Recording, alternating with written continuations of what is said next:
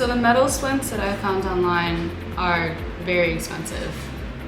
They're over $100 a piece, and if you are someone that has hypermobility in every single one of their joints, you can see how that easily adds up to over $1,000, and they typically are not paid for by insurance.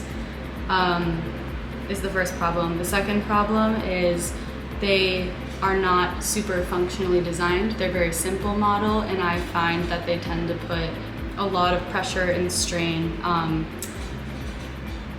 your finger in general.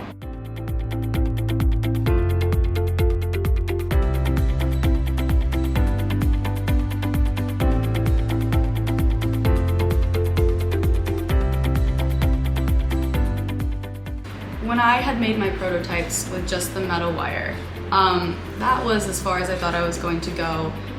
It was Dr. Ingalls, he's a professor for anatomy, who noticed them and asked about them, and he was listening to me talk, and he goes, I think that we can make these better. I think that I can connect you with some engineering students that I work with, and let's make this a project. And I was elated. And next thing I knew, I was in collaboration with some engineering students. We were creating this design, and the collaborative atmosphere here was just so seamless. It was like as if we have always been a part of the same team and are working within the same department. Meanwhile, not only are we working across campuses, since North Campus is all the way across Buffalo, we're working across departments, but you would never know. I could have been working with classmates. And it was also the willingness and attentiveness and the ease that Dr. Ingalls and Dr. Costa, who was another professor here in the anatomy lab, who helped with the 3D printing part of it, approached me and cared, and it just felt very natural, the whole collaborative process.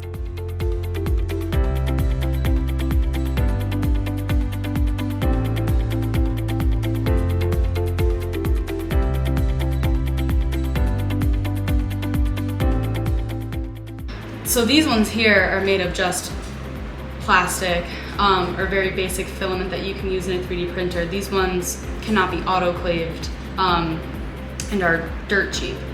These ones are made of a more special filament that can be autoclaved.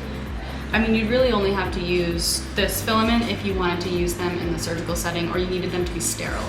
If you don't need them to be sterile, you could make these for cents. So these could be revolutionary for people in the healthcare setting that need to work with gloves or want this light apparatus that is financially sound without having to be in a sterile environment.